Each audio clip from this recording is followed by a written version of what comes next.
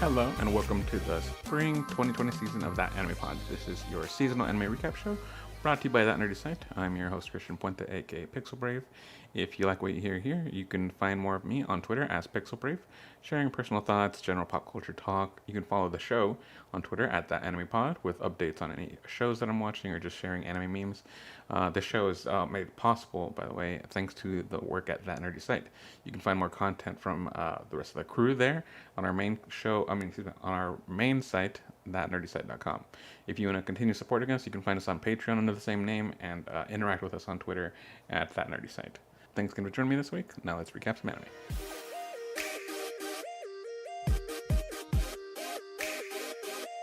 So just to recap, what I'm watching this season is going to be Sing Yesterday for Me, which is a drama about a recent college graduate who's kind of down in his luck, down in love, and just kind of looking for a new direction in life. I really like the art style in this. It's moody, but it also has some levity. For example, there's kind of a side quirky character who is friends with a raven, and so there is levity. There's still anime-ness to it all, but overall, it's not. From what I can tell so far, the first few episodes are mostly about character development and a bit more grounded in realism, which is something I'm enjoying. I like some realism every now and then. The next show I'm going to be recapping during this season is Tower of God, which this one is definitely fantasy based. It kind of reminds me of like Hunger Games vibe. The lore has not been fully explored yet, but in the first few episodes that I've caught, it's looks like our main character, Bam, is looking for this. I forget her name. I think it might be Ashley or Ashlyn, something like that. But he's searching for a girl who kind of found him, raised him, and like showed him, how to be a decent kid. And she's gone into this tower, and if he wants to find her, he needs to go through literally life or death trials. And so it's him and he's formed a bit of a party, and it's about their action adventure, but also like some silliness. That's why I'm laughing like right away, because even though there's lots of action and even gore and death, there's like a nice, also heavy dose, not heavy, there's a healthy dose of comedy too.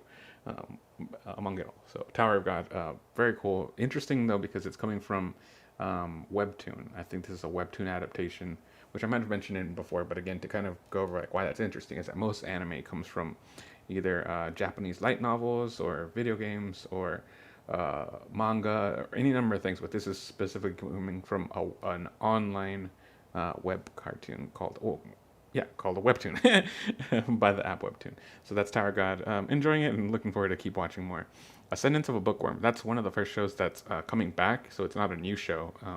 It is something I covered, I think, a few seasons ago, but the long and short of that is that it's an isekai, so that means it's about someone from our Earth, our world, showing up in a fantasy alternate dimension, alternate universe kind of place. So imagine if, and so it's surrounded, the story revolves around our main character, Mine, and her pursuit of books, because she's a bookworm. That's what she was when she was a student here, quote unquote, in our reality. And then when she got sent to the fantasy world, she was born again, but in a low-income society that doesn't have access to books. And so the whole anime is about her chasing that pursuit, that passion for literature and reading, and I'm really liking it so far because it has a lot of like fun facts about literature, and it just has a really interesting world and characters, and gets strangely mature sometimes. So I really like it, even though it's overall a really light, kind of funny anime. It's not slice of life, but it's not exactly a drama. It's a fun little mix of several genres, and so I really liked it, and I'm glad it's back. Major Second is the name of the last anime that I'll be checking out. It's a baseball anime. I don't really watch a lot of sports anime, and much less baseball, because baseball is just not a sport that I'm very interested in. But I checked this out. I checked the show out when it first came out a few seasons ago, and I really enjoyed it. And what I liked about it was that it's an underdog story. The main character, Daigo, his dad was like an all-star pitcher, and so it talks about the expectations that people have about kind of legacy. Like if the dad, everybody thinks, is such a good player, people have expectations for the kid, but when he's not, it kind of causes a lot of conflict in the family and among friends. And I really liked that. It wasn't. I mean, plenty of anime has the underdog, but this one, I don't know. This one was it embraced like a more nostalgic, kind of a retro anime style that like made it feel a bit. It gave me a feel of nostalgia that it was imitating because it's a new show, but the something about the character designs looked like it was trying to emulate something from an older show. On top of that, with just again the story is mostly wholesome. It's about family and friends, and so I was really liking that. And yeah, again, I don't usually like baseball, but it made it passable in this sports anime. Again, it's called Major Second, and those are like the four main ones.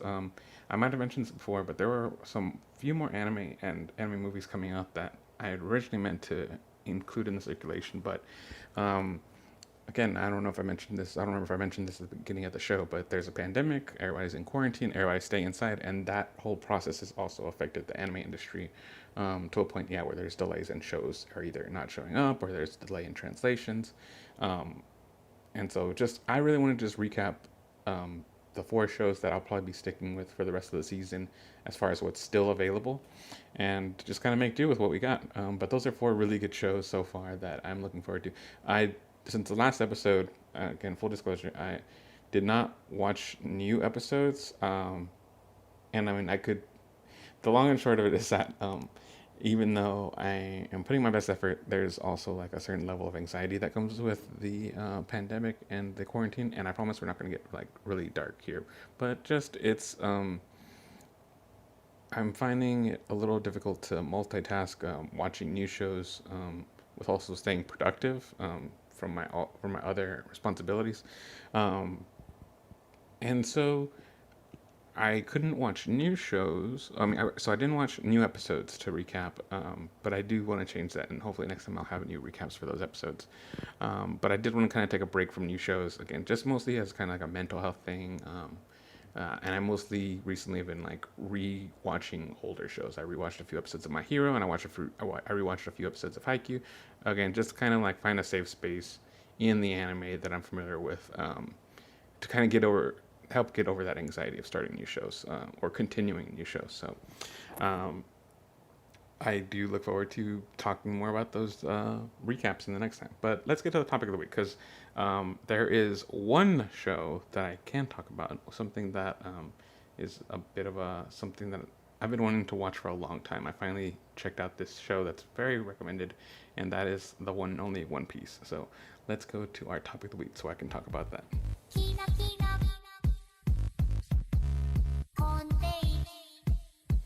So, this is not the way I had originally meant to go about talking about this topic. That being, the giant elephant in the anime room, um, is One Piece. I finally watched it. So, for those who, I can't imagine people who even don't watch anime, people who don't follow that kind of thing, are familiar with One Piece. It's a very long running show, starting Shonen Jump, very popular, pirates, comedy, action, adventure, and of epic proportions. It's up there with Dragon Ball Z, Bleach, Naruto. It's one of the top anime manga series out there, and it's always been championed. So many of my friends watch it, but I'd always not stayed away from it.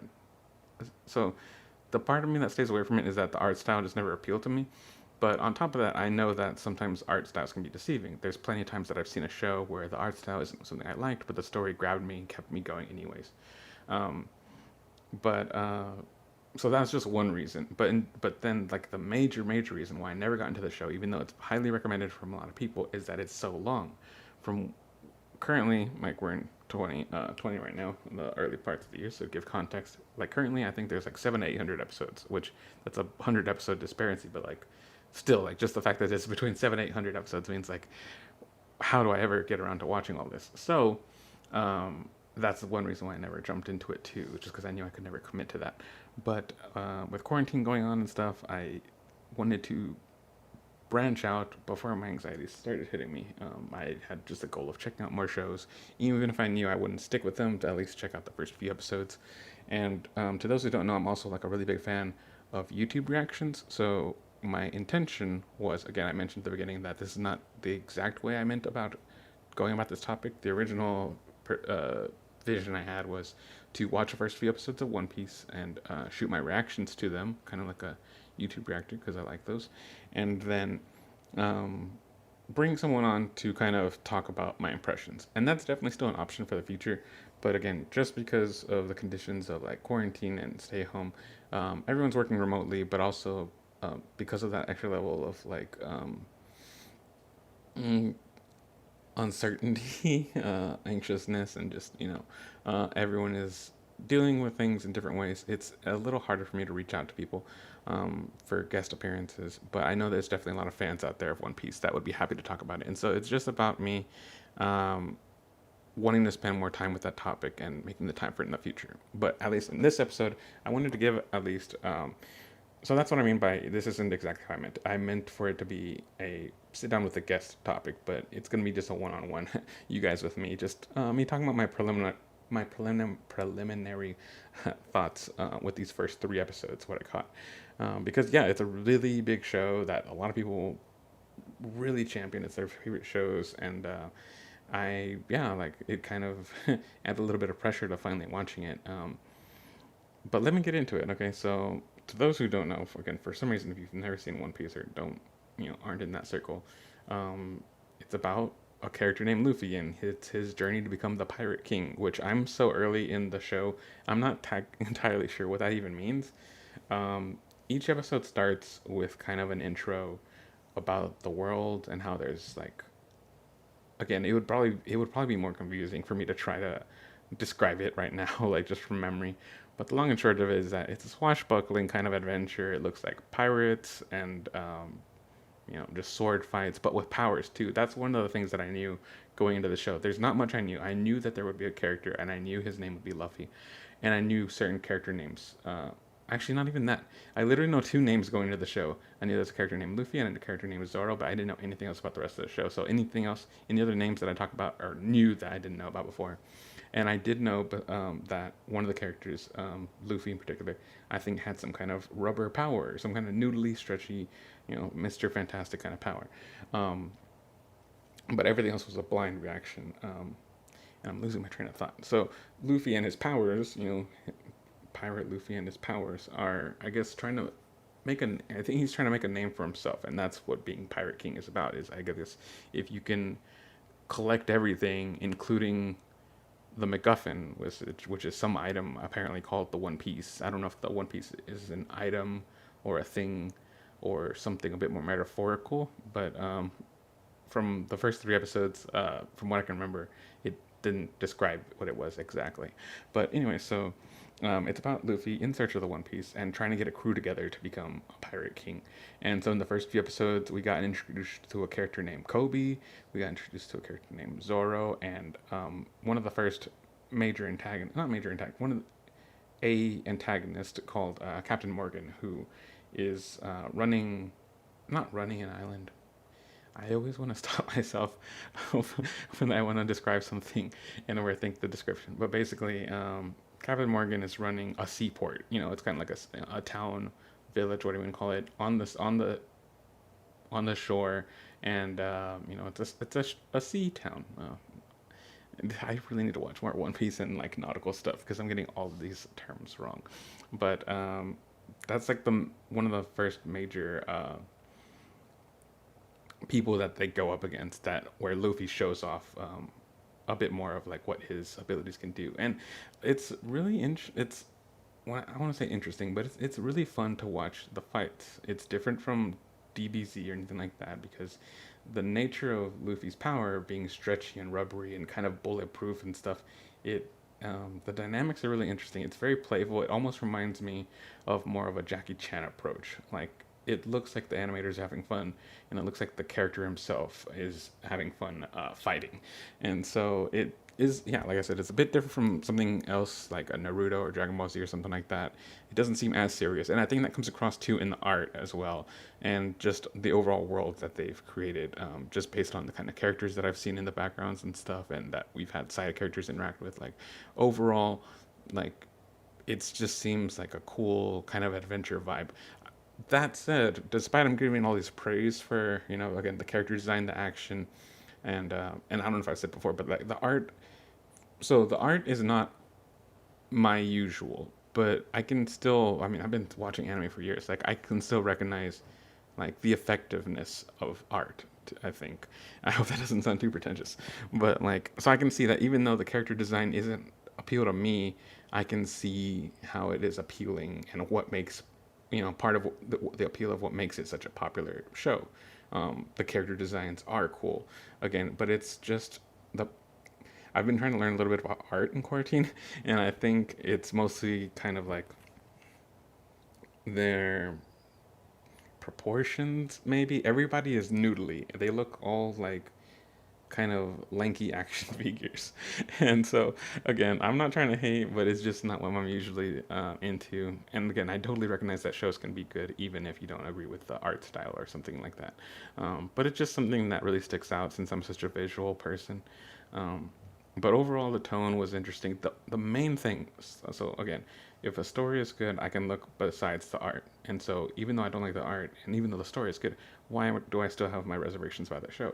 And it's because in the first three episodes, getting to know Luffy, he's just not really the kind of character that I like. He um, is very.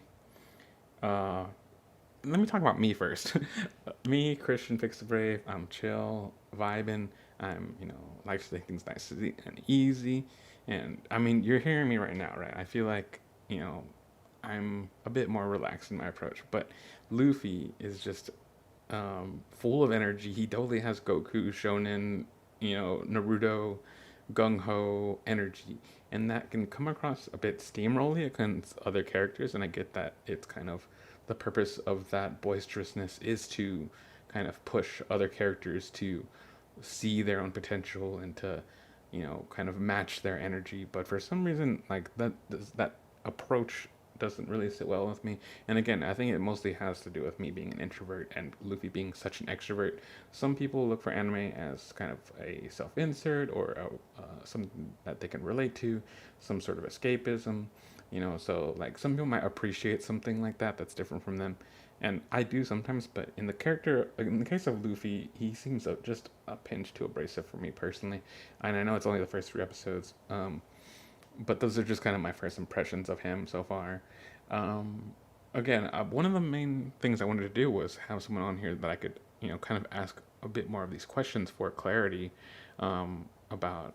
And I do hope that sometime in the future I can bring someone on here because I know there's lots of people online who are very much more knowledgeable about the show than I am. Um, and so, although I originally only planned to do the first three episodes, again, it's kind of just a test, as an experiment of what's it like to set up an anime YouTube camera reaction. See, I'm not even wording it right. But in general, that production process of setting up a YouTube reaction for anime, it was more of an experiment of that and also an opportunity to finally check out this, very well known and renowned anime. And so it was a good opportunity, and overall, it's an interesting couple of first episodes that didn't completely vibe with me, but I do totally understand and appreciate where other people's enjoyment of the fandom is. What it looked like in the thumbnail is that this fourth episode might be some kind of um, backstory. It looks like it might be something that goes a bit more into like the character and the world and stuff, and so I might still. Actually, I was talking to a friend today, and he was saying that he had heard that it took maybe 8 episodes or so to get in. So, quarantine, who knows how long this is gonna last? But there's definitely lots of free time available. And again, if I can take things in an easy pace, then I think sometime before this is all over, I might hopefully at least visit the show for another couple episodes. And actually, I think that would be a good idea because then that would incentivize me to reach out to One Piece fans. So I definitely love having this show as an opportunity and as a platform for people to talk about their shows and stuff. So that would definitely be like something I'd really be looking forward to too. Is getting to hear you guys' comments and questions about One Piece and just get involved in the conversation. So I was glad that I finally, after years, literally years of dodging this show, I finally made time for it, checked it out, and yeah, hopefully I can. If I don't follow up with it, hopefully I can still with those first 3 episodes, start talking to people about it more, and maybe get me hyped up for it. Anyways, that's it for the topic of the week. Let's start wrapping things up now for the show. Again, I've been kind of taking it easy, so no comments or questions pulled from the audience this time. And again, I'm not again, but like also what I'm thinking is that I'm going to keep these kind of a bit more casual, conversational, recap based, and so. For the time being, I'm not really doing the news item from the industry news item. I'm not really doing the culture corner. These are both like really important things that I want to stick with. Um, but again, this is just kind of a new environment for me, and I'm not used to creating under this unique kind of stress. Obviously, I was able to sit and talk for a little bit right now, but again, it is a different kind of approach, and definitely there's going to be a lot of time for me to work out through the process, through the structure of the show and stuff. But I do hope to bring those back. But yeah, for the time being, I think I'm going to keep these future episodes to just kind of basic recaps again of those 4 shows, of a topic of the week, and hopefully some guests on if I can coordinate that while people are in quarantine. And yeah, just focus on just kind of talking a lot about anime. And, that's the long and short of it. And thanks for dropping by. I want to say thank you again to Grimecraft for lending me his song of Lonely Rolling Star remix made with Game Chops. It's good vibes all around. A good way to start and end the show. Nice bookend. Check out Grimecraft because he also put out a recent album in cooperation also with Mega Ran. They were doing some remixes of some Final Fantasy VII music since the remake recently came out. And yeah, just go share some love with him. And yeah, keep watching some anime. Everybody stay safe, stay inside, and I will catch you guys next time.